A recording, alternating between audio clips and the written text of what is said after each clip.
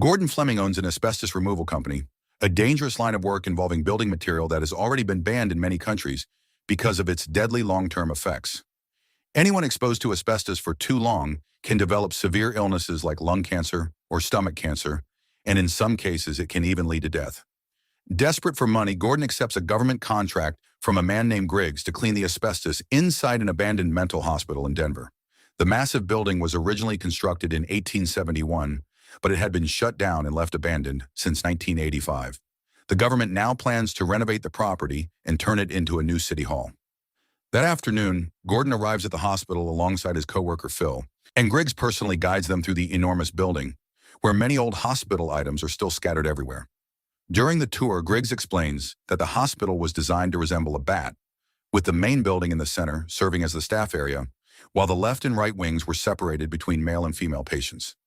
Each wing contained 4 wards labeled A through D, with Ward A being the outermost and most isolated section, where the most dangerous patients were once kept.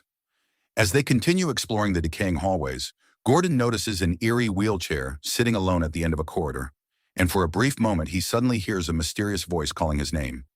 Meanwhile, Griggs explains that the hospital cannot simply be demolished because it has been registered as a historical landmark. Over the years, the abandoned building has become a hangout spot for vandals, homeless people, and local troublemakers, which explains the graffiti covering many of the walls.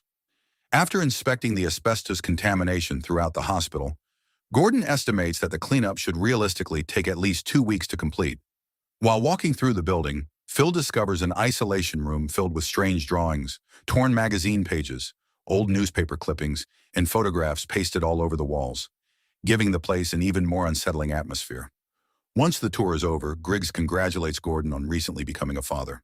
However, Gordon is under serious financial pressure and cannot afford to lose the contract to another company, so he lies and claims that his crew can finish the entire asbestos cleanup in only 1 week. Surprisingly, Griggs immediately agrees to the proposal. Later that evening, Gordon returns home and quietly watches his wife Wendy and their newborn daughter from across the street before finally stepping out of the car and heading toward the house. But just as he approaches, Gordon once again hears a strange, mysterious voice calling out to him. The cleanup officially begins on Monday, with Gordon working alongside his crew consisting of Phil, Hank, who has a serious gambling habit, Gordon's young nephew Jeff, who suffers from nyctophobia or fear of the dark, and Mike, a worker who knows nearly everything about the dark history of the abandoned mental hospital. Since the schedule has been pushed far beyond normal limits, Gordon promises each member of the crew a $10,000 bonus if they can finish the entire project on time. Not long after the work begins, Mike starts explaining the dark history behind the abandoned mental hospital, revealing that the facility was eventually shut down because of budget cuts during the 1980s, as well as a disturbing scandal involving a patient named Patricia Willard in 1984. According to Mike, the hospital had once experimented with a controversial therapy method designed to help patients recover suppressed traumatic memories from their past. During one of these sessions, Patricia suddenly claimed that she had been abused by her own father multiple times throughout her childhood. What made the story even more horrifying was the fact that Patricia described her grandparents, and even her mother, watching the abuse while dressed in black robes, as if they were participating in some kind of cult ritual. She also claimed that she had gone through several forced abortions, and even accused her family of eating the fetuses afterward. However, after doctors completed a full medical examination, they discovered that Patricia was still physically healthy and had never even lost her virginity. Because of that, Patricia's family ended up suing the mental hospital for spreading false accusations. And with the hospital already struggling financially, the entire facility was finally shut down for good in 1985. Since the project now has an extremely tight deadline, tensions quickly begin building among the workers, especially after Phil argues with Gordon and insists that Hank should be replaced with Phil's more experienced friend Craig. While the crew continues working, Mike asks Jeff to go down into the basement and check the machine's power connection. But Jeff immediately refuses because of his severe fear of dark places. In the end, Mike decides to handle it himself and heads down into the basement alone. After reconnecting the machine, Mike becomes curious about the deeper parts of the abandoned hospital and wanders into an old storage room where he discovers a box labeled as evidence storage. Inside the box are several old cassette tapes that appear to contain psychiatric recordings from the hospital's past. Later that night, after everyone else has gone home, Mike stays behind and begins listening to the tapes. The recordings turn out to be therapy sessions between a psychiatrist named Lonnie and a patient identified as patient number 44, Mary Hobbs. As Mike listens to the first session, Lonnie asks Mary to explain what really happened 22 years earlier on Christmas Eve. At first, Mary insists that nothing unusual happened that night, but suddenly her behavior changes completely. She places her fingers inside her mouth, her voice becomes childlike, and she starts insisting that she should only be called Princess. Mary. Have you seen our doll, Mr. Doctor? He had no idea what those tapes would lead to. This is Session 9.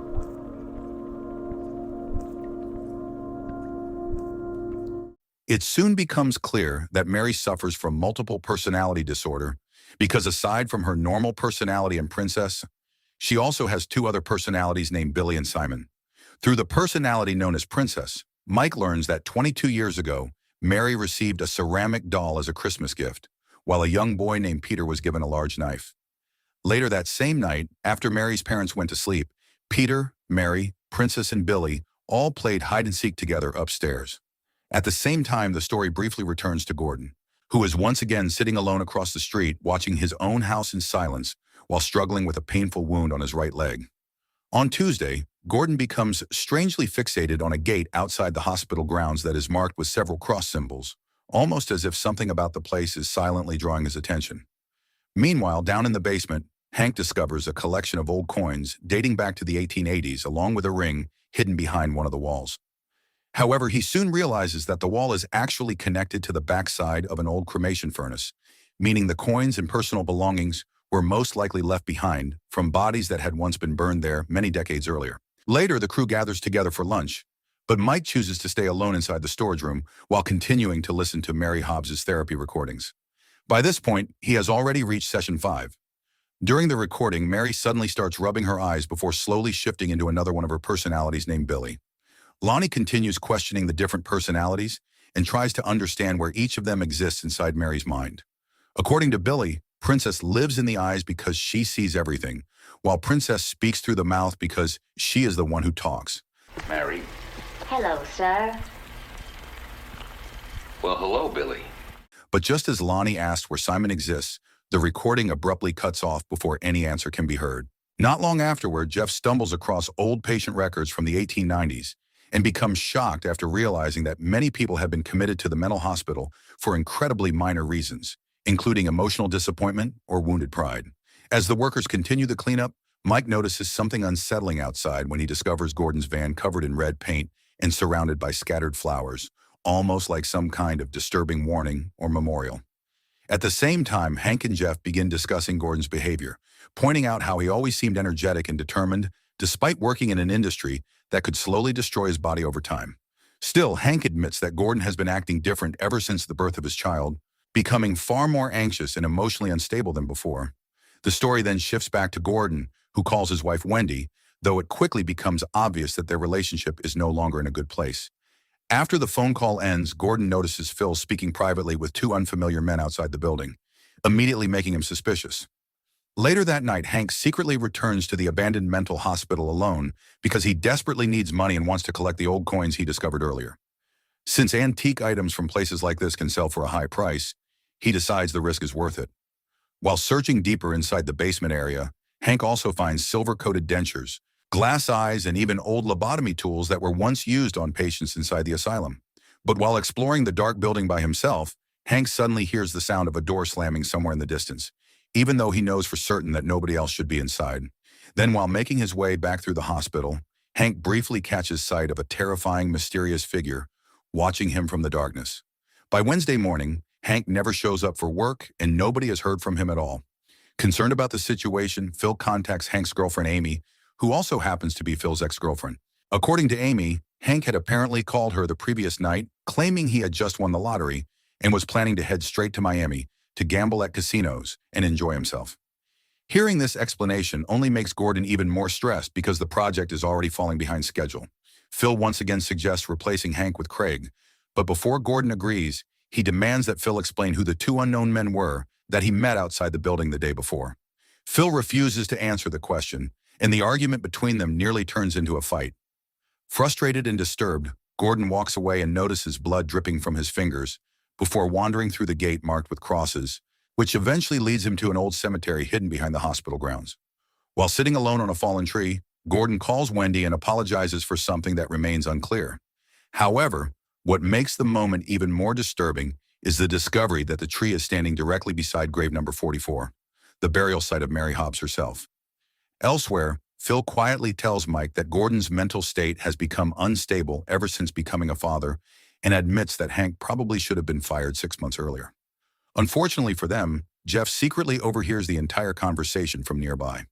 Not long after that, Jeff approaches Gordon and tries to cheer him up after noticing how emotionally exhausted he looks. During their conversation, Jeff asks about Wendy, and Gordon struggles to hold back his emotions while explaining that she has simply been overwhelmed from taking care of their newborn baby. Even though Gordon tries to act calm, it is obvious that something deeper is weighing heavily on his mind. Meanwhile, Mike continues obsessively listening to Mary Hobbs's therapy recordings while also studying her patient records more carefully. He eventually discovers that Mary had been admitted into the mental hospital when she was only 14 years old, which means that during the recordings, she was already 36 years old and had spent most of her life trapped inside that institution. As Mike keeps reading through the documents, he notices medical reports describing strange wounds that had appeared on Mary's chest over the years. Back in the recordings, Lonnie attempts to push deeper into Mary's fractured mind by speaking directly to the personality known as Billy. He pressures Billy to wake Simon and finally reveal what truly happened 22 years earlier. However, the moment Simon's name is mentioned, Billy becomes extremely distressed and terrified, desperately trying to prevent Simon from returning at all costs. He's asleep. Help me wake up Simon, No. Billy. We must wake up Simon, I won't Billy. scare her. Billy, we have to wake up Simon. Even without hearing Simon directly yet, it becomes clear that the other personalities fear him more than anything else. After the workday finally ends, Gordon privately confesses something disturbing to Phil. He admits that he and Wendy have been fighting ever since the night he accepted the mental hospital project. According to Gordon, Wendy accidentally spilled boiling water onto his injured leg, and in a moment of pain and shock, he instinctively slapped her across the face. Even though it was not intentional, Gordon is consumed with guilt because he had never laid a hand on his wife before that moment. Wendy has still not forgiven him, and because of the tension between them, Gordon has temporarily been staying alone in a motel instead of at home. Phil promises Gordon that he will not tell anyone about what happened with Wendy, then explains that the two men Gordon saw earlier were just local troublemakers who often sneak into the abandoned hospital to spray graffiti on the walls. Phil claims that he simply warned them to stay away from the property from now on. He also tries encouraging Gordon to focus on the job instead of letting his personal problems consume him. Eventually, Gordon agrees that they should bring Craig in as a replacement for Hank so the project can continue moving forward. Later that night, Gordon accidentally falls asleep inside his car while parked outside the abandoned hospital. During his sleep, he experiences a horrifying nightmare where he hears the same mysterious voice repeatedly calling his name. At the same time, he sees a terrifying image of himself wearing a blood-soaked hazmat suit while the memory of Wendy screaming after the boiling water accident keeps echoing through his mind over and over again. When Thursday arrives, Phil is the first person to show up at the site and admits that he barely slept the previous night. While the crew continues working, one of the machines suddenly loses power again. As Mike prepares to head down into the basement to reconnect the machine, Phil stops him and insists that from now on, Mike should follow his instructions instead of Gordon's, because Gordon's mental state has become unstable ever since the incident with Wendy. Phil believes Gordon's emotional breakdown is starting to interfere with the work, and with only 4 days left to finish the project, he cannot afford any more delays. Unfortunately for them, Gordon secretly overhears the entire conversation. What makes the moment even worse is the fact that Phil had already promised never to tell anyone about what happened between Gordon and Wendy. Meanwhile, after reconnecting the machine in the basement, Jeff suddenly comes face-to-face with Hank, who is strangely still wearing the exact same clothes from the night he secretly returned to collect the old coins. The unexpected encounter immediately unsettles Jeff because Hank looks pale, exhausted, and completely out of place, almost as if something terrible has happened to him since disappearing. A short time later, Gordon arrives and catches Mike and Phil talking together, though the two men quickly pretend that they were only discussing Jeff. Trying to move past the tension, Gordon tells them to order lunch, and Phil casually flips one of the old 18 or 80s coins to decide who should go buy the food. Not long afterward, Jeff rushes over and tells everyone that he has just seen Hank inside the building. However, when they follow Jeff back to the location, Hank has mysteriously vanished without a trace. leaving behind nothing except a small pile of antique coins scattered on the floor. Phil immediately becomes frustrated and refuses to believe that Hank was ever there at all, especially because Amy had supposedly told him that Hank was already on his way to Miami days earlier. Gordon, however, points out something suspicious. He reminds Phil that he was the only person who actually spoke to Amy on the phone, meaning there is no proof that Hank ever left town in the first place. Gordon begins implying that Phil may be hiding something from the rest of the crew. Before the argument can escalate any further, they suddenly hear the sound of someone running somewhere above them inside the hospital. Convinced that Hank is still in the building, Gordon orders everyone to split up and search different areas. Gordon and Mike head upstairs while Phil goes deeper into the lower levels with Jeff. As they move through the basement corridors, Phil suddenly hears faint music playing through what sounds like Hank's headphones, somewhere farther below. He follows the sound deeper into the underground section of the hospital, while Jeff nervously waits nearby in the darkness.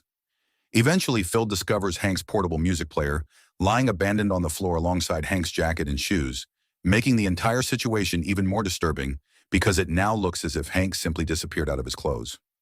Elsewhere, Mike becomes completely fed up with the chaos surrounding the crew and separates from Gordon so he can return to the storage room and continue listening to Mary Hobbs's recordings. By this point, he has reached the final tape, Session 9, where Lonnie desperately pressures Billy into revealing the truth about what Simon actually did 22 years earlier. As Mike listens carefully, he begins writing down notes about the role of each personality inside Mary's mind. According to his observations, Princess represents innocence, while Billy acts as the protector personality. However, Simon's true purpose still remains unknown, and the uncertainty surrounding him only makes Mike even more obsessed with uncovering the truth. At the same time, Gordon continues wandering through the hospital, searching for Hank, while once again following the mysterious voice that keeps calling his name through the empty corridors. Then at the exact moment Lonnie demands that Simon awaken inside Mary during the recording, the hospital generator suddenly shuts down after running out of fuel. One by one, the lights throughout the building slowly die, plunging the massive asylum into darkness. The blackout immediately sends Jeff into panic because of his fear of the dark, especially after realizing he is trapped deep inside the basement. Terrified, he runs blindly through the corridors, trying to escape the darkness surrounding him. Meanwhile, Phil finally discovers Hank sitting alone in the dark, curled up in silence and behaving in an extremely strange way, almost as if he is no longer fully aware of his surroundings. At the same time, Mike heads outside to refill the generator and restore power to the building. Once the electricity returns and the recording continues playing, Simon finally emerges for the first time. Hello, Doc. Through Mary's body, Simon calmly reveals the horrifying truth behind the massacre from 22 years earlier. According to Simon, Mary became terrified after Peter attempted to attack her, and in that moment Simon was born from her fear.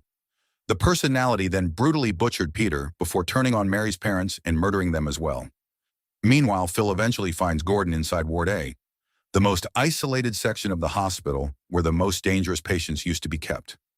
The eerie wheelchair is still sitting at the end of the corridor, but what truly shocks Phil is a hidden room nearby that has been completely covered with photographs. The walls are filled with pictures of Gordon and his co-workers, along with photos of Wendy and their baby. All of them strangely smeared and attached with blood, as if someone had turned the room into a twisted memorial. At the same time, Jeff finally manages to escape from the building and reaches the parking area outside. Relieved to be out of the darkness, he contacts Gordon through the walkie-talkie and informs him that he has safely made it back to the car. However, only moments later, a mysterious figure suddenly appears and violently attacks Jeff before he can escape. That night, Gordon ends up sleeping alone inside his car once again. Then when Friday morning arrives, Phil contacts Gordon and claims that he has finally figured out who is truly responsible for all the terrifying events happening inside the abandoned mental hospital. Not long afterward, Craig finally arrives at the site and begins searching through the building for the rest of the crew. As he explores the hospital, he briefly notices a massive blood stain inside the old recreation room, immediately hinting that something horrific has taken place there. Elsewhere, Gordon eventually discovers Hank's body wrapped in plastic while hearing Phil's voice, repeatedly urging him to wake up and face the truth. Then everything suddenly becomes horrifyingly clear the moment Gordon removes Hank's sunglasses and finally understands what has been happening all along. The mysterious voice that had been calling out to him since the very beginning was actually Simon, the same evil presence that once drove Mary Hobbs to murder Peter and her own parents decades earlier. The terrifying truth is that Gordon himself has been under Simon's influence this entire time. It was Gordon who attacked Hank after Hank secretly returned to the hospital to collect the antique coins during the night. Even worse, Gordon was also responsible for murdering Phil, Jeff, and Mike the previous day, while completely consumed by Simon's control. But the most devastating revelation of all is that Gordon never merely slapped Wendy during their argument. In reality, he had already murdered Wendy, their newborn baby, and even their family dog long before the story reached this point. Suddenly, every disturbing detail throughout the film begins to make sense, including the blood-covered room filled with photographs of Gordon's family and co-workers, because that room was Gordon's horrifying way of remembering the people he had already killed. This revelation also explains why Gordon had been sleeping at motels and watching his own house from across the street for the past several days instead of returning home, because deep down he already knew that his family was dead by his own hands. Completely broken and consumed by madness, Gordon then tries calling Wendy using his shattered phone while apologizing over and over for everything that has happened. At the same time, the final portion of Mary Hobbs's 9th therapy session can be heard, where Simon finally explains the truth about his existence. According to Simon, he lives inside people who are emotionally weak, broken, and suffering. In other words, Simon had already attached himself to Gordon from the very beginning of the story. From the moment Gordon first arrived at the abandoned hospital, he was already terrified of losing everything, especially because his company was on the verge of bankruptcy while he desperately needed money to support his newborn child. So the moral of the story is never accept a one-week construction deadline inside a haunted mental hospital when your team already looks like the world's worst group project.